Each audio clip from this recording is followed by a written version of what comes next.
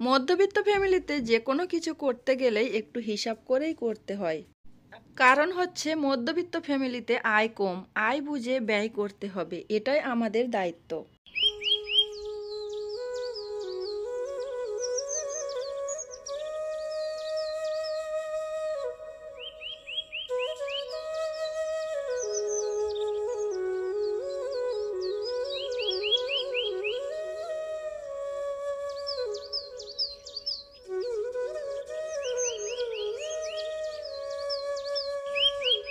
You are simple lifestyle YouTube চ্যানেলের পক্ষ থেকে সবাইকে জানাই নতুন বছরের অনেক অনেক শুভেচ্ছা ও অভিনন্দন। আসসালামু আলাইকুম প্রিয় দর্শক, আমি উম্মে রুমান অন্ধ্রপ্রদেশের খাম্মাম শহর থেকে আপনাদের সাথেই আছি। যে যেখান থেকে আমার ভিডিওটা দেখা শুরু করেছেন আশা করছি সবাই ভালো আছেন, সুস্থ আছেন। আলহামদুলিল্লাহ আমরা সবাই ভালো আছি। আজকের ভিডিওটা শুরু করেছি 2024-এর ডিসেম্বর মাসের 31 তারিখ সন্ধ্যা থেকে। এখানে দেখতে পাচ্ছেন আপনারা কেক মিষ্টি দোকানে চলে এসেছি। ভিডিওর শুরুতে আপনাদেরকে বলেছিলাম মধ্যবিত্ত ফ্যামিলিতে একটু হিসাব করেই চলতে হয়। দেখতে দেখতে বছর শেষ হয়ে গেল, নতুন বছরের আগমন ঘটল। অন্ধ্রপ্রদেশের তেলেঙ্গানা এরিয়াতে বছরের শেষ দিন এখানে কিন্তু কেক বিক্রি হচ্ছে। কেক তো সব সময় বিক্রি হয়, কিন্তু এখন সেল দিচ্ছে। শুধু কেক নয়, মিষ্টি তার সঙ্গেও সেল দিচ্ছে। আর এখানে কেক মিষ্টি যে কোনো জিনিসের দাম খুব বেশি। আমাদের কলকাতায় যে জিনিসের দাম 8 টাকা 9 টাকা পিস, সেইগুলো এখানে কিন্তু 20 টাকা 25 টাকা পিস। আপনাদের ভাইয়া সন্ধ্যাবেলা আমার কাছে ফোন করেছে, বলছে তুমি কি খাবে আজকে? বিরিয়ানি খাবে, মিষ্টি খাবে, জিলাপি খাবে, কেক খাবে? তুমি যা খাবে আজকে তাই খাওয়াবো। আমি বলছি কেন, কি ব্যাপার? তো আমার হাজবেন্ড বলছে যে বছরের শেষ দিন, সেই উপলক্ষে তো কিছু খাওয়া যায়, মিষ্টি মুখ করা যায়, স্পেশাল কিছু খাওয়া যায়। তো আমি বললাম এত টাকা পয়সা খরচ করে কি হবে? এখানে সবাই যা করছে তাই আমাদের কি করতে হবে? আমরা তো মধ্যবিত্ত ফ্যামিলির মানুষ, আমাদের তো সব কিছু হিসাব করেই চলতে হবে। আমরা কি একদিনে 2-3 হাজার টাকা খরচ করলে আমাদের তো বাকি মাসটা কিভাবে চালাবো, কি করব? তো আপনাদের ভাইয়া বলল বছরের শেষ উপলক্ষে আমি একটা কিন্তু পয়সা পেয়েছি, তো সেখান থেকে একটা কিছু কিনে নিয়ে যাব তোমাদের জন্য। বছরের শেষ উপলক্ষে যেখানে কাজ করে সেখান থেকে কিন্তু স্যালারি পেয়েছে এক্সট্রা করে। আপনাদের ভাইয়া বলল সব কিছু তো জমিয়ে রাখা ঠিক নয়, আমাদের 2 বাচ্চা আছে, আমাদের ফ্যামিলি আছে, সব টাকাগুলো কি জমিয়ে রাখবো? কিছু কিছু টাকা কোনো কোনো সময় খরচ করতে হয়। তো আমি বললাম এক্সট্রা স্যালারি পেয়েছো, তাহলে চলো কিছু কিনে নিয়ে আসি। প্রথমে ভেবেছিলাম কেক কিনবো, তো আপনাদের ভাইয়া গিয়ে বলছে আমি মিষ্টি খাবো, আমার মিষ্টি খেতে ইচ্ছা করছে। তো এখান থেকে 3 রকম মিষ্টি কিনেছি। মিষ্টিগুলোর এক একটা পিস নিয়েছে কিন্তু 20 টাকা। ওগুলো আমাদের কলকাতাতে 8 টাকা 9 টাকা অনায়াসে পাওয়া যাবে। তো যাই হোক, এখানে এসেছি আর স্যালারি এক্সট্রা কিছু পেয়েছি, তো সেই স্যালারি থেকে আবার কিছু টাকা বাঁচিয়ে রেখেছি। সব টাকা কিন্তু খরচ করে দেইনি। 3 রকম মিষ্টি কেনা হয়েছে আর জিলাপি কেনা হয়েছে। আমার ছোট বাবু বড় বাবু সবাই মিলে আমরা জিলাপি খেয়ে নিয়েছি। বাহিরে এসে দেখছি সবাই লেখালেখি করছে। তো প্রতি বছর আমি কিন্তু এটা দেখি যে অন্ধ্রপ্রদেশের তেলেঙ্গানা এরিয়াতে এই রকম সবার বাড়ির সামনে হ্যাপি নিউ ইয়ার লেখে, তো ডিজাইন করে কালারে কিনে। তো সেগুলো আমি একটু আপনাদের সঙ্গে শেয়ার করার জন্য ভিডিও করছি। আমাদের বাড়িওয়ালা আন্টি বলেছে রাত 12টার সময় কেক কাটিং করা হবে আর 1 জানুয়ারিতে সবাই মিলে পিকনিক করা হবে টাকা দিয়ে।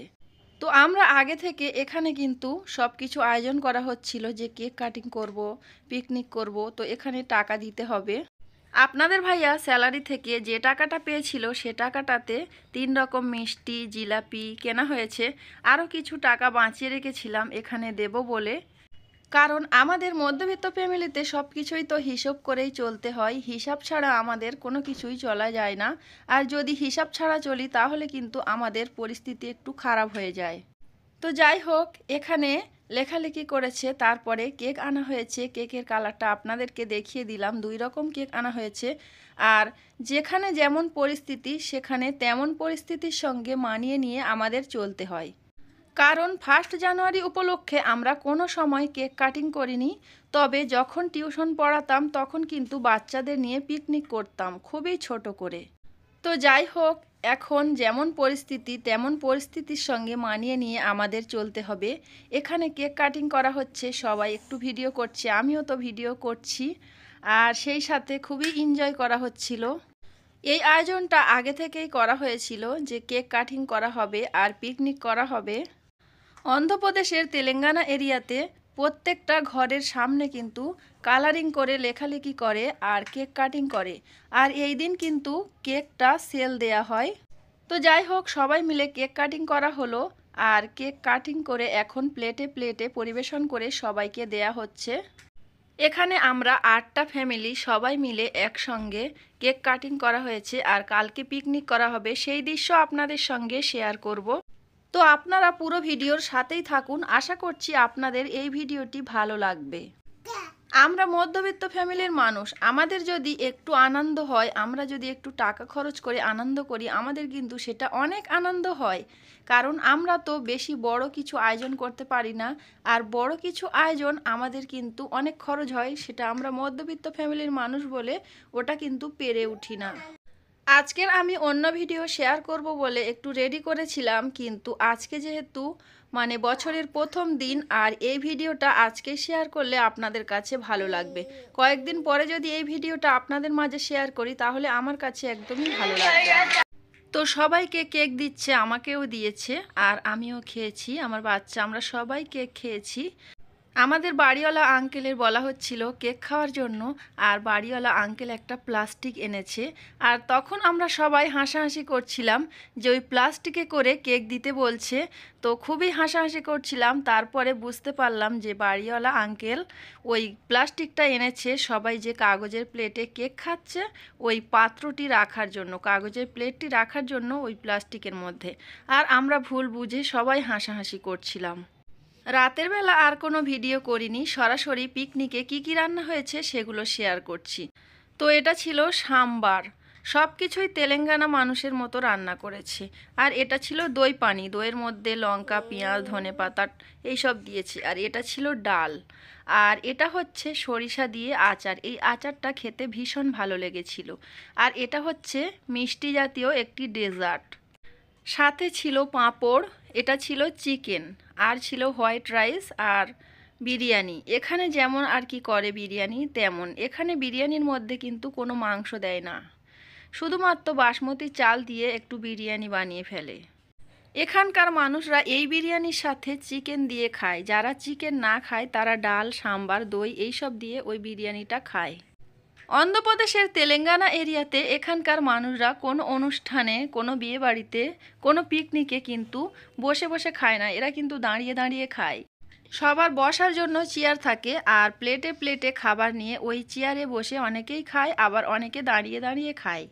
প্রথম প্রথম যখন এখানে এসেছিলাম তখন এই পরিস্থিতিগুলো আমি মানিয়ে নিতে পারতাম না, খুবই কষ্ট লাগতো, তারপরে কিন্তু সেটিং হয়ে গিয়েছে। আর আমার ছোট্ট পাখিটা কেমন হেঁটে হেঁটে যাচ্ছে আপনারা দেখতে পাচ্ছেন, কত সুন্দর লাগছে, আমার কাছে তো ভীষণ ভালো লাগছে। তার দিকে একটু ক্যামেরা ক্যাপচার করে নিলাম। আর এই প্লেটটা সাজাচ্ছিল আমার বড় ছেলের জন্য, সে আবার চিকেন খায় না, আর অন্ধ্রপ্রদেশের টক জাতীয় তেমন কিছু খায় না, তবে কিছু কিছু খায়, কারণ ছোট থেকে এখানে তো বড় হচ্ছে। আমার বড় ছেলেটা এখানকার খাবার খেতে পারে, আমার রাফানের আব্বুও খেতে পারে, আর ছোট ছেলে তো এখন কিছু খায় না। আর আমি তো প্রথম প্রথম খেতে পারতাম না, এখন তো সব কিছুতে সেটিং হয়ে গিয়েছে, তবে কোনো কোনো খাবার এখনও পর্যন্ত খেতে পারি না। হলুদ রঙের যে শাড়িটা পরে বসে আছে খাচ্ছে, ওইটা হচ্ছে আমাদের বাড়িওয়ালা আন্টি। তো ওই আন্টির দিকে একটু ক্যাপচার করলাম আপনাদের সঙ্গে শেয়ার করার জন্য।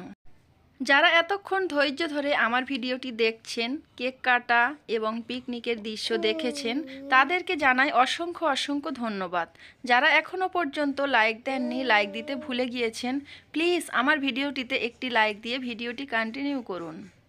আজকে যারা আমার চ্যানেলে প্রথম ভিজিট করেছেন, প্রথম আমার ভিডিওটি দেখছেন, তারা যদি লাইফস্টাইল ব্লগ ভিডিও দেখতে পছন্দ করেন তাহলে আমার চ্যানেলটিতে সাবস্ক্রাইব করে আমার চ্যানেলের সঙ্গেই থাকুন। আমার জন্য প্লেট সাজিয়ে দিয়েছে হোয়াইট রাইস, বিরিয়ানি, দই, ডাল এবং চাটনি, সাথে মিষ্টি জাতীয় ডেজার্ট আর চিকেন। তো আমি এখন খাওয়া দাওয়া করছি, আর খাওয়া দাওয়া করতে করতে আপনাদের কাছ থেকে বিদায় নেব। পুরো ভিডিও জুড়ে অনেক কথা বলেছি, কথার মধ্যে যদি কোনো ভুল বলে থাকি তাহলে ক্ষমা দৃষ্টিতে দেখবেন। সবাইকে সুস্বাস্থ্য কামনা করে এবং পরবর্তী ভিডিও দেখার আমন্ত্রণ জানিয়ে আজকের ভিডিওটা এখানে শেষ করলাম। সবাই ভালো থাকবেন, সুস্থ থাকবেন। আল্লাহ হাফেজ। আসসালামু আলাইকুম।